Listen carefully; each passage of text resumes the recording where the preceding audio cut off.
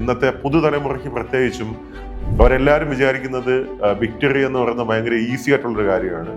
ഞാൻ പൊതുവേ ഇന്ന് സ്കൂളിലൊക്കെ പോയി സംസാരിക്കുമ്പോൾ എനിക്ക് തോന്നിയിട്ടുള്ളത് എളുപ്പത്തിൽ വിജയിക്കുന്നത് എങ്ങനെയെന്നുള്ളതാണ് എല്ലാവർക്കും അറിയേണ്ടത്.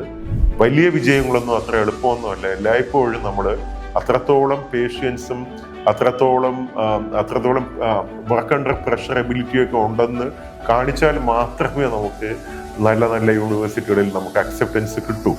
പക്ഷേ വളരെ ഫോക്കസ്ഡ് ആയിട്ട് വർക്ക് ചെയ്താൽ ഇത്തരം റിസൾട്ടുകൾ എല്ലാവർക്കും ഉണ്ടാക്കാൻ പറ്റും. അതിനാകെ വേണ്ടത് പാഷനും പേഷ്യൻസും വേണം.